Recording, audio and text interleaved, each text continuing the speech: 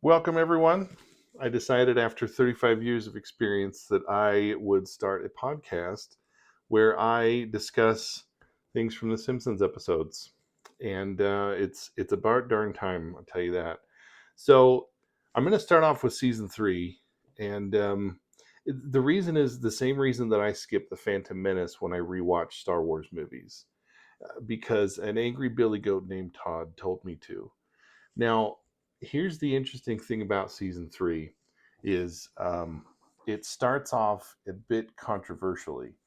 Uh, those of us who grew up watching it and for many decades still had access to the actual first episode of season three. But now it is gone. It has been canceled. Thank you, left wing agenda or whatever you want to blame it on. But it doesn't matter. Honestly, it does matter. It's dumb. Why cancel stuff like this? It's dumb. Rupert Murdoch would be turning in his grave. What? He's alive? Oh, okay. Well, moving on. So the episode that has been canceled is called "Stark Raving Dad." And it was an episode where Homer ends up in a mental hospital and shares his room with a man who thinks he's Michael Jackson. It was a great episode. I can still hear the song "Lisa, It's Your Birthday" that he sings to Lisa on the piano towards the end of the episode. It's a damn shame that it got taken off the air. For any of us who still have the DVDs, we can still watch it, and it's great. But for now, what I'm going to do is I'll move right into what's still available, and I'll probably come back to this episode another day. But what you can see now on Disney Plus or Hulu or wherever you're watching it, as of this recording, I'm watching it on Disney Plus. Episode one, according to Disney Plus for season three, is Mr. Lisa Goes to Washington. So this episode starts out with Bart writing on the blackboard, "Spitwads are not free speech." Um, this I love this gag, and later in the seasons they start cutting out this first part, probably to save time because the episodes ran long and they didn't want to take off too much. But this gag is always it's fun, and I like when there are thinkers. And this one's not much of a thinker, but it's funny. And I think the funniest part for me as a Gen Xer is that a lot of people past my time probably don't know what spitwads are. And another thing that's a damn shame, it should be passed down from bully to bully through generations so that it will never die in schools. And I'm pretty sure that I know exactly where several spitwads still lie in the English rooms of Kearns High School from 1996. You're welcome. Now, fun fact: later in a future season, they go back and they do like um, flashbacks of things that they've already shown. And I think Troy McClure at the time is the one doing it, but he asks a trivia question right before commercial, and he says, "What does the supermarket display show when Maggie gets checked out by the grocer during the opening sequence?" Um, so I'm curious if we'll come back to that. But do any of you remember what the answer is? And I've many a time tried to pause at just the right place, and I'll be honest, I've never actually gotten it to show what it says it shows. I'm 98% sure it was just a gag for that one episode. But yeah, it said, well, we'll come to that episode later. You just have to wait, haha, or Google it, which is what everybody does nowadays. The couch gag for this episode is a good old classic, and it's when the Simpsons get to the couch and you hear Santa's little helper squealing, and Homer sat on him, so he pulls him out, and then da da da da. That's where we are so far. Let's get into the episode.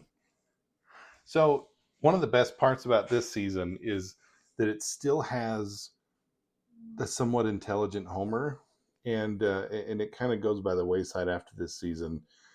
His morals seem to get looser, and that's terrific for all of us because it ends up being totally the right call. But that's not necessarily shown in his opening sequence, which is great. Homer's going through junk mail, and he's, oh, how stupid do you think I am? I'm not going to fall for that. And then he sees one with a check for $1 million, and goes running to the bank. And here's here's the part that they're poking fun at, is the stupidity of some people. And the amalgam here, of course, is Homer, and he represents all the people who truly do fall for this.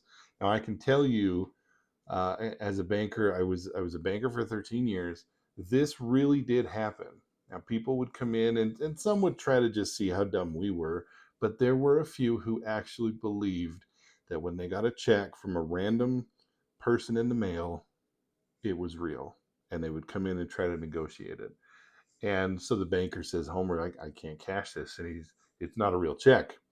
Homer says, how can you be so damn sure? And the response is amazing. So the banker says, you see where it says void, void, void, and this is not a check? The cash value, 1/20th of a cent. Mr. Banker, do not honor. So it just goes on and on. It's clever, I think. But what I think a lot of people don't understand is that there were a lot of people who would get those checks and really honestly think that they could just go and negotiate the check. There's lots and lots of that subtle and not so subtle humor in these episodes, and which I think is terrific. Well done, writing teams. In fact, so when he gets home, he's lamenting on the couch, and his family's around him, and he says, every time you get $1 million, something queers the deal. And Lisa says, I don't think real checks have exclamation points. It's so funny. These jokes are terrific.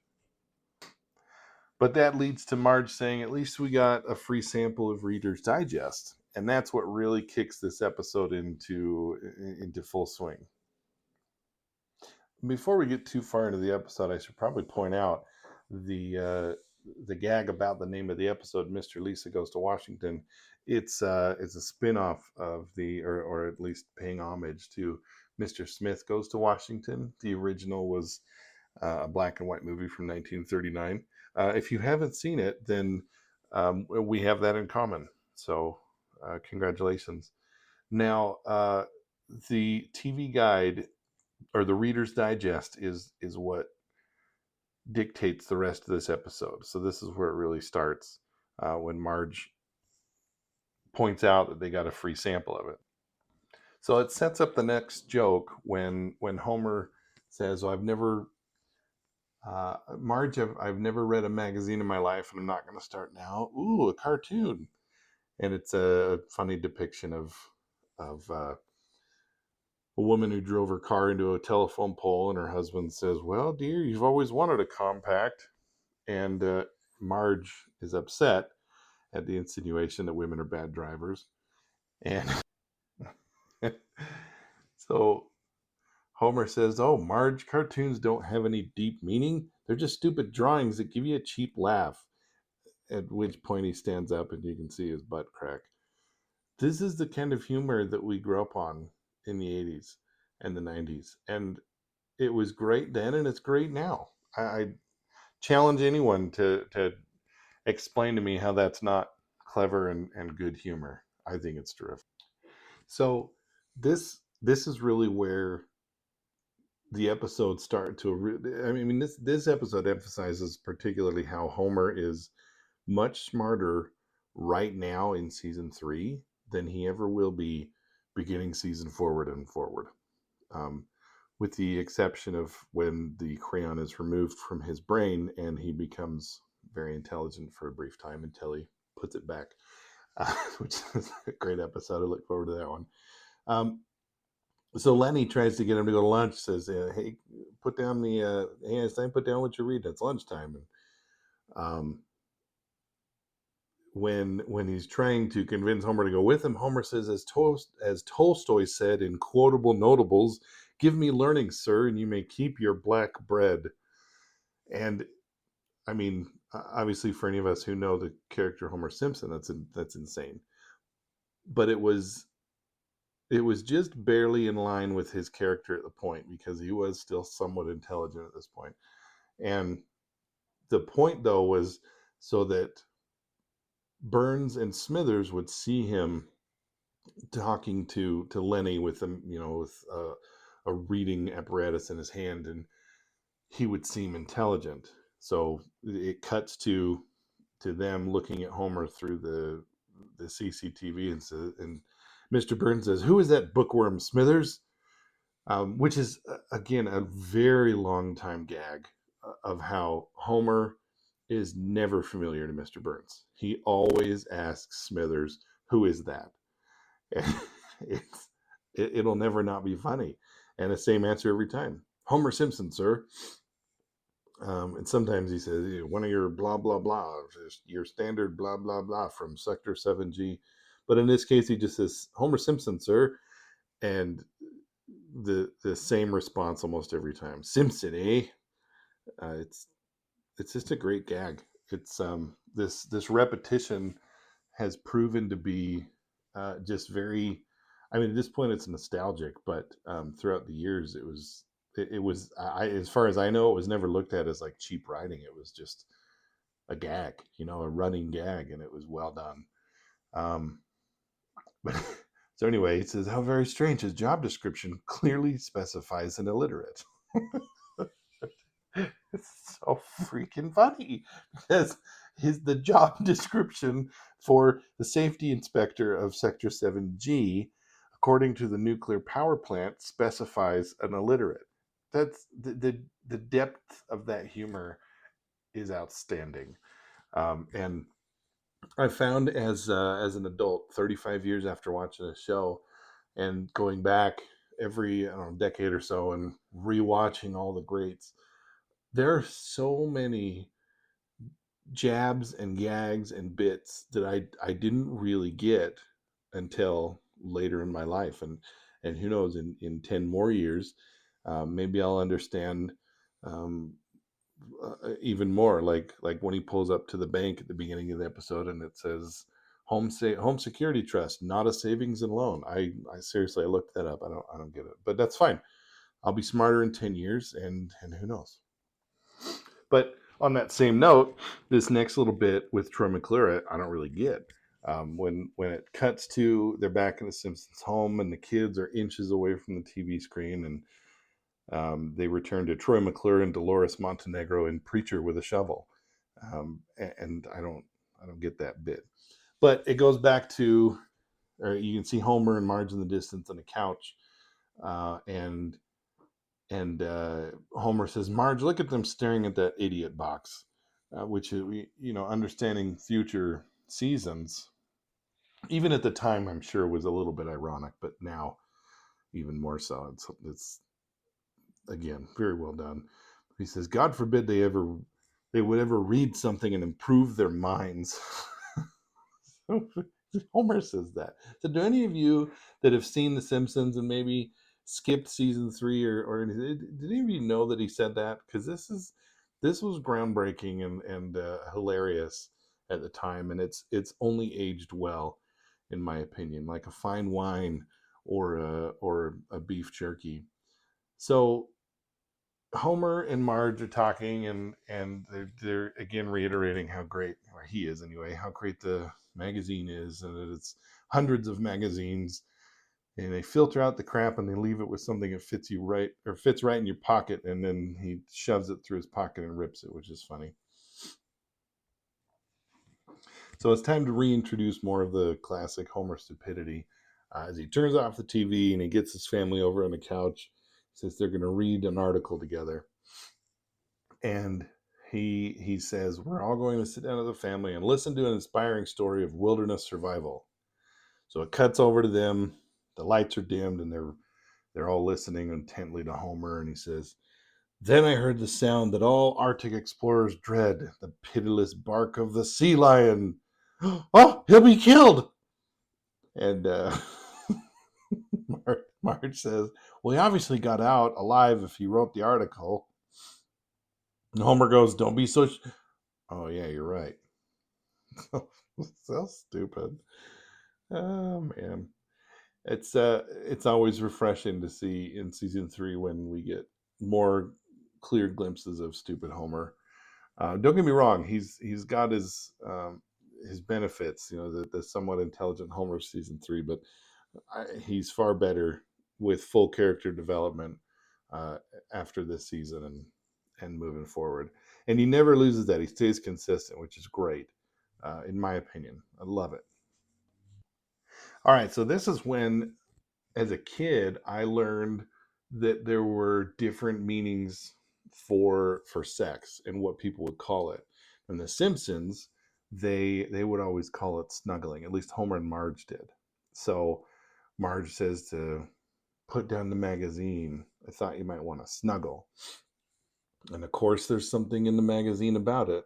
So so Homer says, "Oh, that reminds me." And he flips to a page, 7 ways to spice up your marriage, and then says in a hilarious, really in a very monotone voice, it clears his throat, and he says, "Marge, you have a nice body, and if you'd like to see me in a costume, you have only to ask." Now here's the depth of that joke is that he's so focused and ingrained in what he thinks that he's learning from the magazine that he doesn't realize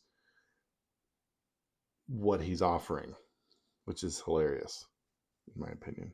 I mean, all of this is hilarious in my opinion, but if for real, if you're not laughing at this stuff now, I don't understand why you're even listening to this podcast, let alone watching The Simpsons. You don't deserve them. And then her response is a very awkward, "Oh, thank you." All right, coming up fast in the left lane is stupid Homer again. He's on his way. So this next scene starts with some um, burning, not burning, but like you can see the heat lines of little men look like gingerbread man, but they're like a dark meat substance, and they're meatloaf men. And I'm curious, what do you think made up the smiles and eyeballs of the meatloaf men? Because there's clearly a green color, so I'm just curious. I bet the writers thought of something, because they never left anything behind and or made cheap adjustments. Anyway, um, so Lisa says, "Where'd you get the idea for this, Mom?" Homer goes, "Where do you think? This baby never steers you wrong. And it was free. Free." It was great. And this part is, I think, one of the best, the most pivotal moments of the episode where Homer's reading in the magazine. All right. So he's reading a magazine and he says, "Wow, win a trip to Washington, D.C. All expenses paid, VIP tour. Oh, it's for kids." And then he checks the magazine into the garbage can. The entire episode has been all about how amazing this magazine is. And then one stupid, silly little thing sets him off and he's up. It's garbage now. That particular brand of humor is done many times throughout the seasons. And it's hilarious because I think it's supposed to have a little bit of a shock value, like, really, why? And it was just funny because of how dumb it was. All right, here's the thing though, I keep rattling on about how season 3 is so much different from the rest of the seasons, and even more so when you go back to season 2 and season 1. They were still progressing and they were still developing characters, and the one of the reasons that season 3 for me is one of the greatest is because they're still transitioning into what we all know and love as the Simpsons, but there's still a little bit of stuff that we don't see anymore after that. Like in this episode, there's um, more more of like fighting corruption and moral dilemmas than really in future episodes, which become more of like a gag, really. But back in the 80s, a TV show that seemed rambunctious and inappropriate, but also kind of had a moral compass and a moral to the stories was pretty incredible. Um, and so Lisa picks it up and realizes that she could write an essay, and so she does, and we'll skip through parts of this for a little bit because they're um, I don't know, in my opinion, just kind of the stuff that progresses the episode. But my focus is really the deep meaning of things that get missed, or jokes. I'll probably go through every joke because they're all so well done, and I'll just kind of pass through the fluff. So sorry, not sorry. So as Lisa is looking for inspiration, she leaves her room and she heads to the Springfield National Forest. We see something that gets shown in maybe even every episode multiple times. It already happened at the bank when Homer walks into the bank and there's the sign. Always read the signs. Every scene that has a sign, make sure you look at it. There's almost always a hilarious joke behind it, or at least a somewhat funny one. Or in the case of the one at the bank, one you don't understand and may not even when you're 43. And that's fine. So stop judging me. But anyway, she goes into the forest on her bike, and there's signs. And for those of us, again, growing up in the 80s and 90s, we remember Smokey the Bear. And he had a catchphrase. And his whole point was to try to get people to be more mindful of starting fires and burning down natural forest. And his shtick was only you can prevent forest fires. And the sign that you see as she's going into the forest is smoking really burns me up, um, which I think is just a funny, dorkier way to say um, only you can prevent forest fires. So anyway, read all the signs. So she sits down and she looks for inspiration, and a bald eagle comes and lands, perches on a branch in front of her, and then it it starts posing in the same way that you would see like on our currency and some of like the seals for the United States and stuff, and which is dumb and funny at the same time, like almost all the jokes in the show. So anyway, she gets her inspiration, and then it cuts to the local contest, which she seemingly needs to win, um, to be able to qualify for the national contest, and so on and so forth. But it starts off with Nelson Muntz reading his essay, and you don't see this part of Nelson ever again after this. And if you haven't seen him reading his essay, you really should go watch it for a second. It's pretty incredible and funny at the same time. Um, Very patriotic, and yeah, no, it's good. You should go check it out. I'm hoping that as people listen to this, they either watch the episodes right before or right after, um, just for the added context. But more than anything, I just am doing this so that we can all share in some really great nostalgia from back in a better time. But anyway, he ends his impassioned essay speech with a description of the flag and saying none of that would have happened if it weren't for 6 white stripes, 7 blue stripes, and a hell of a lot of stars. And it's funny because um, I mean, for those of us who know Nelson Muntz, he's a dumb bully. I think a lot of us were shocked that he knew that there were 13 stripes. And come to think of it, did he get the? Are there six and 6 white and 7 blue? I'm gonna have to research that because I don't know. But it'd be funny if he got them wrong. Um, Sorry, I think I said blue back there a minute ago, but it's red, obviously. And yeah, he got it right. Six six white stripes and 7 red stripes. Um, but the gag about a hell of a lot of stars, and don't think he knew there were 50, and that's funny on another level. All right, so then it starts a montage, and the montage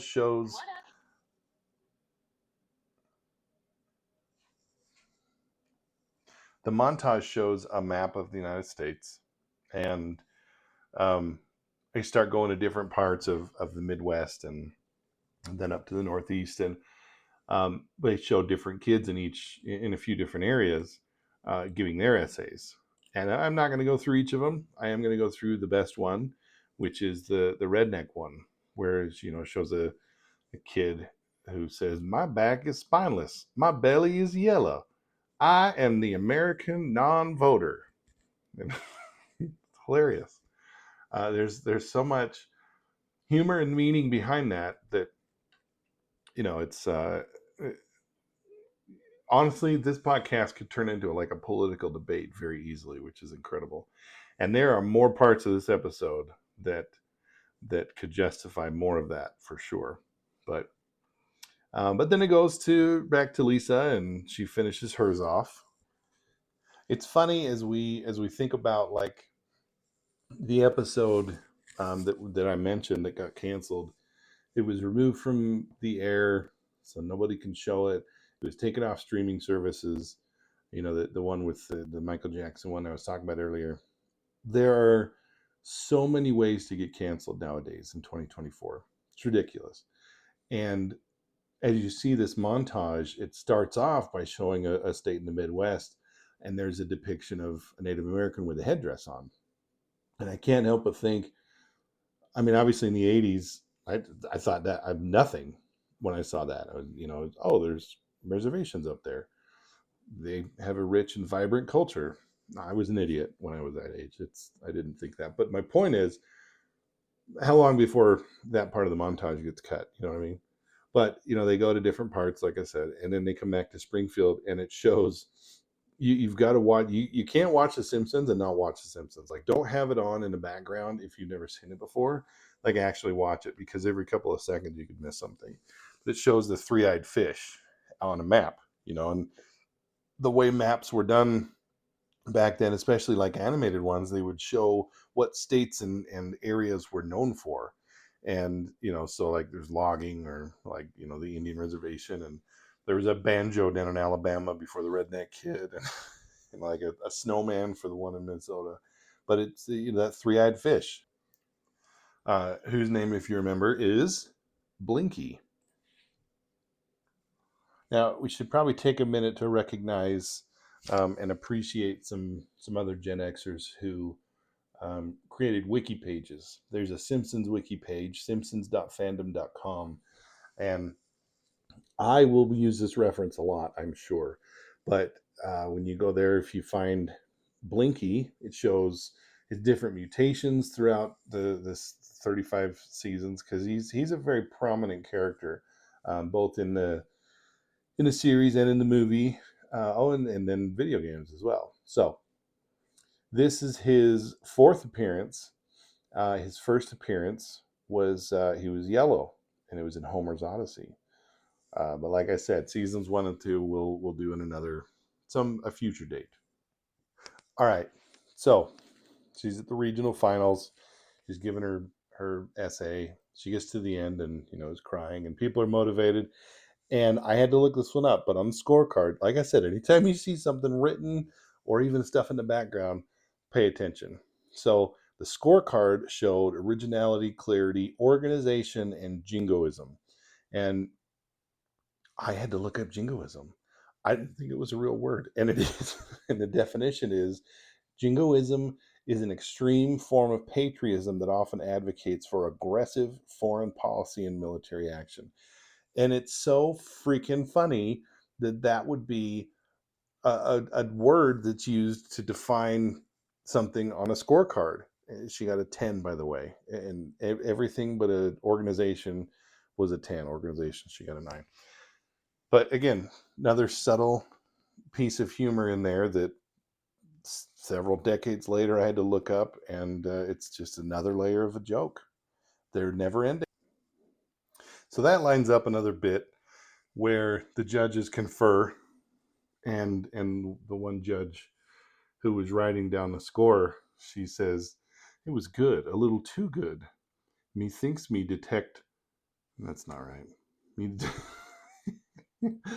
She thinks that she detects the sickly scent of the help of her father. So, which is hilarious. It gets us all excited to see how this is going to play out for those who haven't seen it before. So she goes up to talk to Mr. Simpson. He's got a blank look on his face, and asks if she can ask him a few questions. So I go back and forth on this, but the first part is it's great. Lisa walks away, and it cuts to this helicopter dad berating his son wearing a tricorn hat. And he says, "We the purple? What the hell was that?" So funny, and especially for any of you who may have grown up with like a real strict disciplinarian helicopter parent, or someone who is living vicariously through you. I was fortunate; I didn't have any of that nonsense, but I saw it um, with other kids. So seeing the joke in The Simpsons was great for me. But here's why I go back and forth, because the next scene, there's a disconnect from either from the writers and animation, or animation and the voice acting, because it's just really off. Um, I'll just say, I think it was just the animation just really kind of fouled up on this one. But so it's a little hard to watch here in 2024, as we know. I'll be honest, I even thought that in 1989 and 1995 and 2001. The many times that I've seen this episode, it's always been cringy. But she's asking him dumber and dumber questions to try to determine, if he wrote the essay. And his responses are, you know, dumb. But what I mean is, like, when, the animation of her asking him the questions, it looks like it was repeated. And just the gestures aren't quite accurate. I'll go off on tangents sometimes like this. Again, I'm sorry, but not sorry. Um, they missed the spot there, but it is what it is. At least we still get to appreciate it. But when she asks, "Can you touch your nose for me?" her animation is all just way out of whack. So kind of obnoxious, but that's all right. That's all right. Doesn't shake my faith in The Simpsons. But anyway, she comes back and says, "After meeting with your father, I've decided to award you an additional 5 points." Which essentially erases the nonsense that we watched with the animation, which is funny. So, it is what it is. But she wins. And, the lady tells Lisa, "Congratulations, you and your family are going to Washington." And Homer does his typical woohoo. Who would have guessed reading and writing would pay off? Just another hilarious, dumbered joke. But yeah, moving on. They go onto a plane. When they get on a plane, you realize pretty quickly how much has changed in 3 decades in the air. Um, when when you get into the plane, Homer is pushing the button, the attendant call button, and the steward, or the flight attendant, comes and asks, "Can I get you something?" And Homer lists off these things that I believe were free at the time. I didn't ever fly in the 80s. My first flight was like mid 90s, and I don't remember much of it. Might have been early 90s, but anyway. So he rattles off this list of free things. Now we all know the free things you get from an airplane today, but here's what the list was, and I believe that a lot of these were actual things you could get on planes. He said playing cards, notepad, aspirin, sewing kit, pilot's wing pin, propeller-shaped swizzle stick, sleeping mask, and anything else I've got coming to me. I love it. That's hilarious, because what do we get now?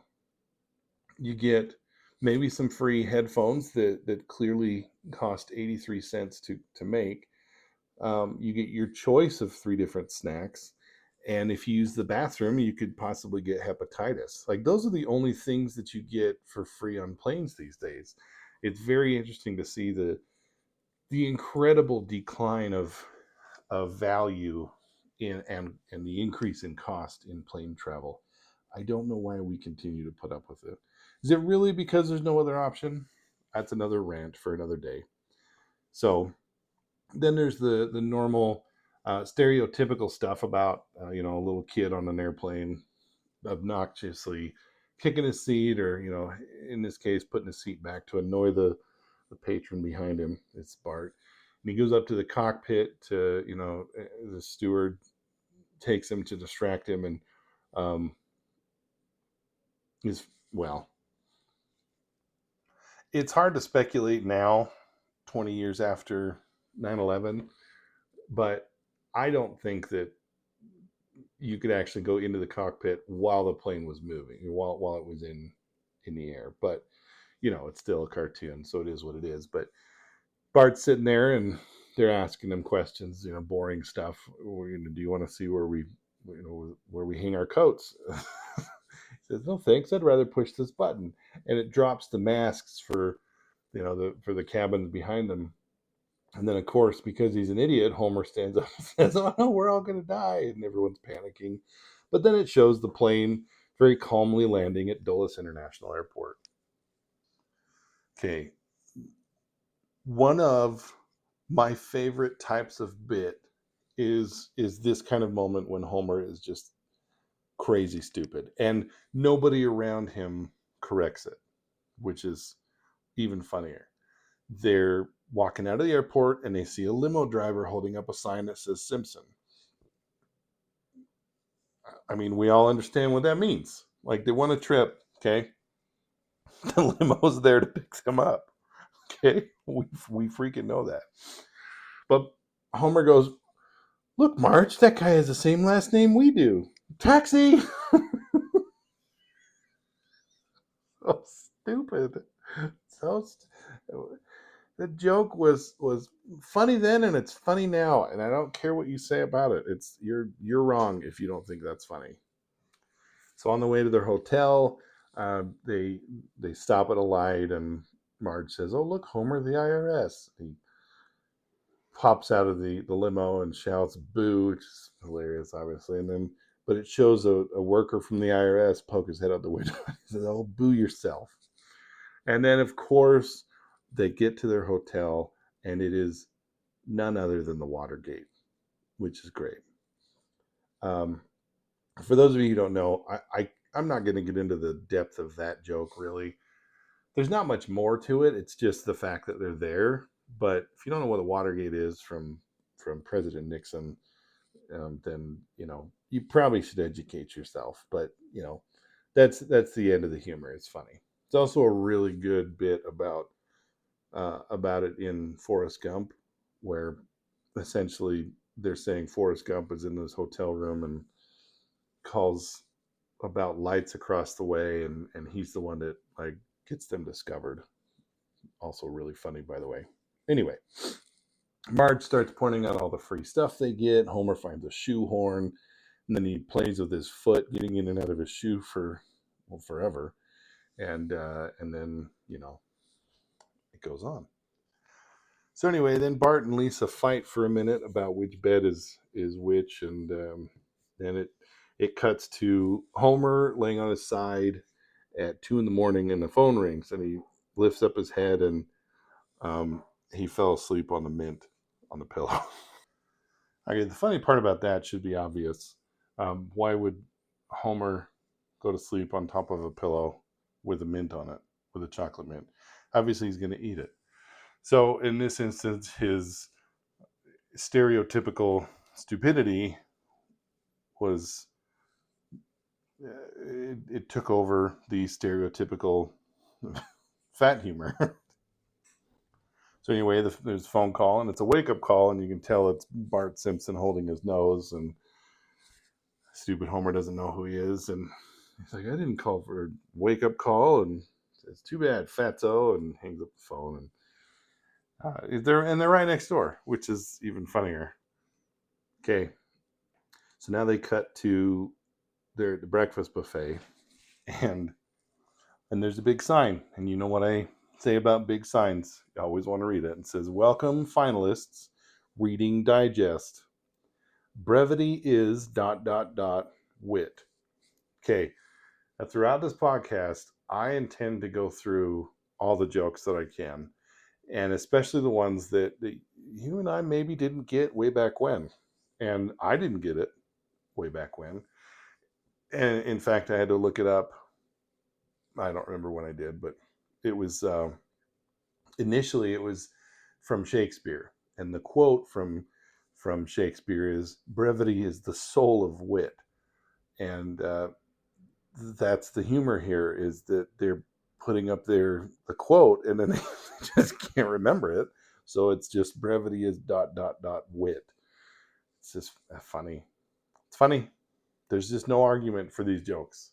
You can't listen on the other end of this podcast and say that wasn't funny. You don't get to. And if you do, you're wrong. Sorry, objectively, you're wrong. Because it's funny. So, all right, so this next little bit, or a few minutes, it's just like nonstop jokes, back to back to back to back. It's great. It's like a montage of jokes. And I may have said earlier, Reader's Digest. I get these mixed up because that's what it is in our world, Reader's Digest. But of course, for probably to avoid copyright infringement, they changed the name of things in TV shows, so it's Reading Digest. So they meet Faith Crowley, who's the patriotism editor of Reading Digest, and Homer goes, "Ooh, I love your magazine. My favorite section is how to increase your word power. That thing is really, really, really good." It's stupid, but it's funny, and it has withstood the test of time. It's still funny now. If you're tired of hearing me say that, again, I don't know why you're listening to this, but that's, it's not going to stop. Just let me tell you right now, that's going to be a regularly occurring thing in all of these podcast episodes. I'm obviously a huge fan, but anyway, so Lisa meets the other finalists, and she's explaining who they are. Maria, she's a spelling bee champion, and Trong Van Din won both the Westinghouse talent search and the NFL punt, pass, and kick competition. It's another good one. So anyway, they give them special VIP badges, and Homer starts to ask nonchalantly, trying to find out what VIP means. And you get it eventually after the second request, but what does the V stand for? Um, Sorry, he starts by saying, "Miss, what does the I stand for?" And then the V, and you can tell what's going on. And he starts to ask, "Oh, just one more question." And she says, "Person." It's a funny bit. What's funny about these little bits is a lot of times you don't realize that they do take it another step, which is always, well, almost always, just a great risk they took, and it ended up working out well. So um, he says, what does the I stand for again? it's funny. Um, so then they go, they're on like a little tour, and it's Bart reads something on this spot. Richard Nixon bowled back-to-back 300 games, and Homer says, "Yeah, right." And they go into the president's bathroom. And this lady, they pull back the curtain. This lady's in a bubble bath, and she says, "Do you mind?" And it's Barbara Bush. She goes, "Oh, you have those damn badges." "Oh, okay. This tub was installed in 1894. Awesome.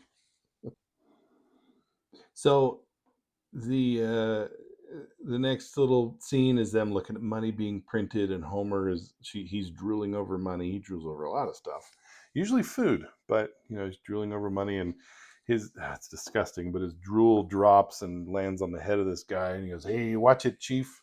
And that voice is a very distinct voice for at least one long-term character, but here in the early seasons, um, it's a bunch of different characters, but it's the same voice. So, um, and I'm gonna have to look up who it's referencing. I don't remember it. It was from a long time ago in '70s. Maybe Burt Reynolds' character. I don't know. I'm gonna look. So anyway, um, then the guy leading that part of the tour says, "In case you're wondering, no, we don't give out free samples." Stereotypical dry humor of a museum walk, or a government tour. But cuts to Homer. He says, "Lousy, cheap country." Then we go to Bart, and he's in an airplane. He's doing what all little kids his age would do. A 10-year-old boy in a in a museum. I would have done it if I'd been able to. He's in an airplane and he's letting his imagination fly. You hear Homer go, Bart, get out of the spirit of St. Louis. Awesome. And then we cut to the next joke, which is Homer and Marge looking at the Washington Monument. Now, Marge doesn't often break her strict and rigid character um, development, or her being in that the box that is Marge. But when she does, it's gold almost every time, and it's terrific. She's giggling, and Marge says, "Hey, what's so funny?" And she whispers something in his ear, and like I said, Washington Monuments in the background. It's obviously a penis joke, and Homer of all people, oh Marge, grow up. So funny and dumb. Okay, now here we are at the end of their tour or whatever, however they get there, but we're in the office of a congressman. And it's obviously the congressman for the state which Springfield is in. And the running gag about that is that they never once ever truly say what state Springfield is in. And I believe, if I remember right, Springfield is the most popular city name in the United States.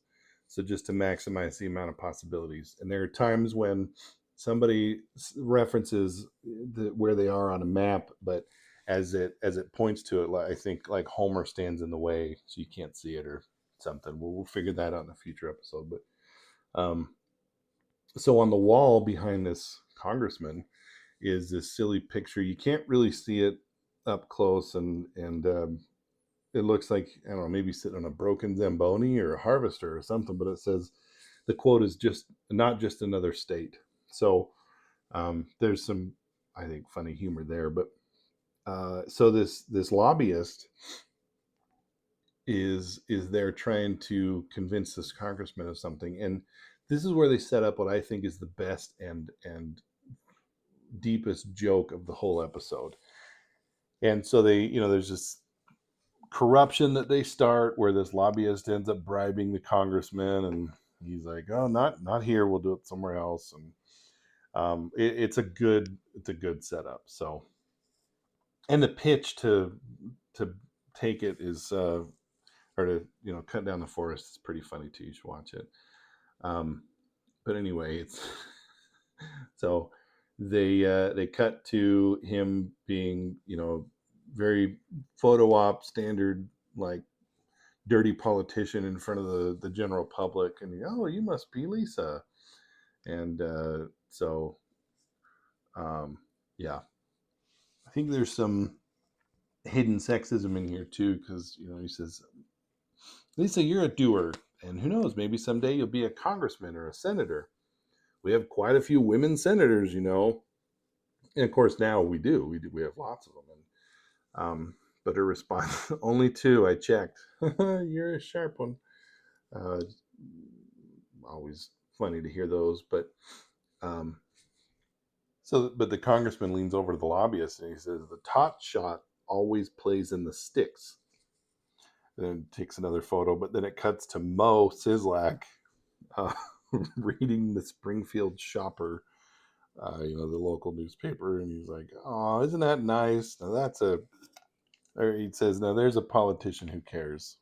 It's funny, and it's true, because I mean the joke is how naive voters can be, and here he is, this very corrupt, evil politician, but what the people see in the paper, for you Gen Zers out there, paper is, well, never mind, look it up, Google it. Um, but that's what we see. That's what gets fed to us in the media, and that was the joke. It was true then, and it's even more true now. And as we go through, we're gonna see lots of things where lots of times when the Simpsons have been just spot on so many things that it's kind of insane that they were able to get it that many years ago, and in many instances where they literally predicted the future, which you've probably seen in memes and stuff. But yeah, we'll go through those and take out the hoaxes and the ones that are just false, or the ones that are Mandela effect. and really go over the ones that are true. So anyway, that's a tangent. Sorry. All right. So here's where we get some really good, subtle, not so subtle sexist humor. And Lisa can't sleep and tries to get her family to come with her, but it's insane now to think that, an 8-year-old would be walking around the streets of Washington, D.C. Terrible parenting. But anyway, she goes to this museum, or memorial for Winifred Beecher Howe, who was a women's rights activist. Here's the joke: nobody knows that memorial exists. Okay, now we don't know it exists because, well, it's not real, but the people in the show don't know it exists because they're all sexist. And so she's, obviously a feminist. Lisa, she's looking at the museum and she's up on the upper balcony and she sees the congressman and the lobbyist from earlier. They come up and the congressman says, "See, I told you no one ever came here." And then they do their deed. They end up, he takes the bribe and, blah blah blah. So moving on. So this is where it gets a little more political. So that part of it ends. That act ends with Lisa crying and she rips up her essay and walks away, and it cuts to commercial break. Um, and the beauty of these streaming services these days, we don't have to see that unless you're on Hulu and you have the cheap subscription. Freaking Hulu! You remember when Hulu came out and Alec Baldwin told us the aliens brought it to us and that it was going to be free? Stupid. Anyway, um, so she goes to the Lincoln Memorial and she starts to ask Abe Lincoln for advice. And then a bunch of other people swarm and they're doing the same thing. So then it cuts to her at the Jefferson Memorial. And she says she has a problem. And then the Jefferson Memorial animates, and he's super sarcastic. I know. The Lincoln Memorial was too crowded. It's funny. But and kind of true. I mean, the Lincoln Memorial is a very popular tourist spot, and the Jefferson Memorial really isn't. And it's funny, and a shame. Jefferson really did a lot for the country, but whatever. Abraham's cooler, I guess. So she walks to the steps of the Capitol, and um, she looks behind her to see politicians, and then her imagination kicks in, and what she sees then is fat cats. Get it? The fat cats, scratching each other's back, and then the rest of the politicians are pigs in suits, and they're at troughs full of money and using the American flag as a napkin. Really well written, in my opinion. Funny, but also pretty darn true. But anyway, she says the truth must be told and resolves to rewrite her essay. Dun dun dun.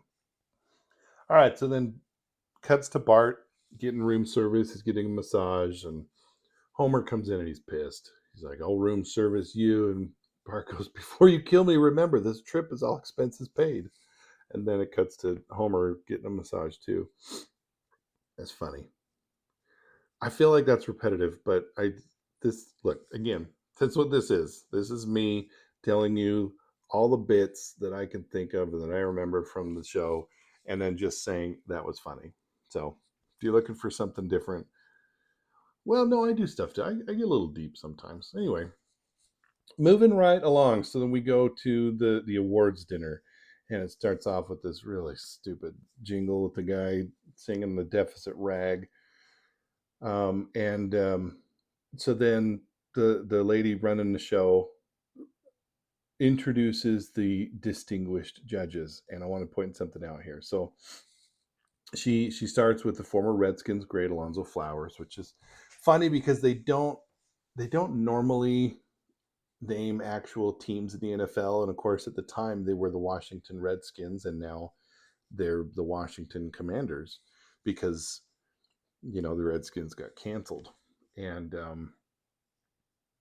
she moves on, and there's a couple other candidates or judges, but then she gets to skincare consultant Rowena, which is funny. Here's why: because First of all, why would just a standard skincare consultant be a judge in an essay contest? But in a later episode, either in the season or it might be season 4, she's a judge for something else, and it's a streetcar named Marge, and I think maybe she's helping decide who's in the show. Anyway, there's a panel of people, and she's one of them. And she says, skincare consultant Rowena. Here's the funny thing: the character is identical in black and white sketch. Okay, same person, but in this episode, she's a white woman, or yellow, as the Simpsons go, with blue hair, like a pink blouse with like a something tied. The next episode she's later in the season or in the next season, she's black with brown hair, and aside from different skin and hair, she's identical. Like she's wearing the same blouse, but it's white with a blue ribbon thing. And it seems it's like when the animators created the character, they said, okay, here's Rowena's the character, and then they filed it away. But then whatever part of the animation team colors it in, they've skipped that part. They were like, nah, she's a black lady. But same exact character, same facial structures. I'm telling you, it's just another, I want to say a rare miss, but now there's 2 in this episode where the animation is just subpar. Um, and there's different arguments that could be made. It was the 80s, it's a kid show, blah, blah, blah. But, The Simpsons shaped our country in a lot of ways. They shaped the future of entertainment. They shaped uh, the animation for television for the next several decades and probably more. I mean, they're still in the air as of this episode, which is in 2024. So I don't know. 3 seasons in, I guess let's give them a pass because it was still early days. But when this kind of stuff happens in seasons 20 and further, it's a little more frustrating because what's the excuse? You've made billions of dollars. Come on, do better, people. Anyway, so the show goes on, and Lisa gets up and she gives her new essay, and she just is very disheartened, and she talks about corruption, and um, the crowd's getting stirred, and Bart goes, "Cool, a ruckus," which is funny because who of us at 10 years old knew what that word was? And another subtle joke there. But anyway, she says, "Who did I see taking a bribe but the Honorable Bob Arnold? But don't worry, Congressman. I'm sure you can buy all the votes you need with your dirty money." It's funny. Here's why. Because this is where what I think is the greatest joke of the episode kicks into high gear. So a, a guy in the crowd at the show runs to a telephone, and he calls a senator. And so we were talking about a congressman of their state before, but now the senator shows the same picture behind him, not just another state. So I believe the depiction here is that he's from the same state. And the kid goes, "There's a problem with the essay contest," and the senator says, "Please, son, I'm very busy." And he goes, "A little girl is losing faith in democracy." He says, "Good Lord."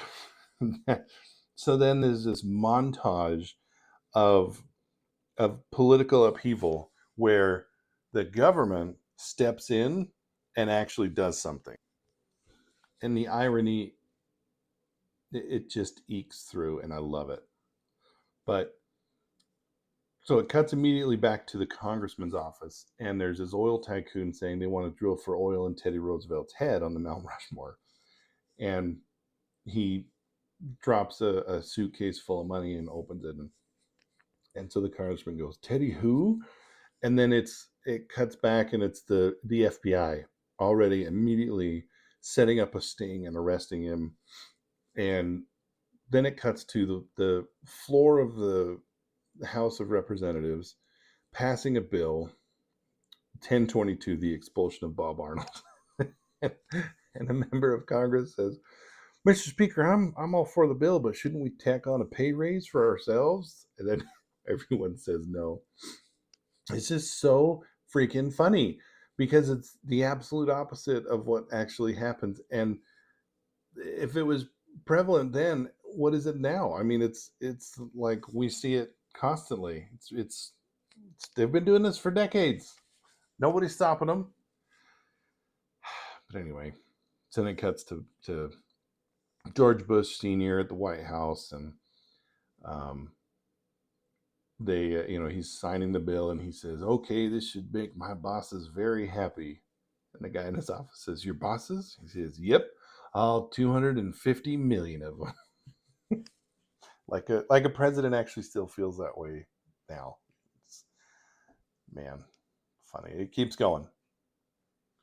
So then it cuts back to the show, the award contest, not the award, the contest, the essay contest, and it's just gone to the next person. So all this stuff happened, the House vote, the sting operation, in a matter of minutes. And so this kid Trong is up there, and he's doing his spiel, and he's like, "Whenever I see the stars and stripes, I'm always reminded of that wonderful word, flag." Another stupid, funny joke. Um, but anyway, then they go.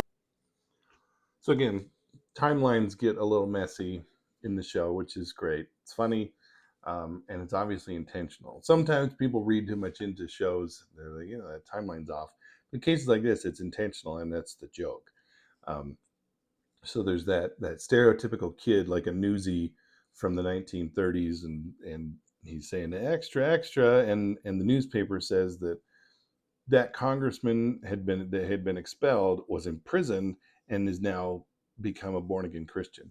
Again, all in a matter of just minutes. And then Lisa says, "I can't believe it. The system works." It's funny because it doesn't. Anyway, and then they go back into the thing because they took a break so the judges can tabulate their votes, and then that really annoying pianist is playing a song again and singing the Trading Gap Shuffle. Ugh, it's annoying. So they go through the finalists, and USA A-OK by Trong Van Din wins. And that's about the end of the episode. There's a few other little jokes. Um, he's holding a giant check, and he says, "I want to share it with this honor with my fellow essayists."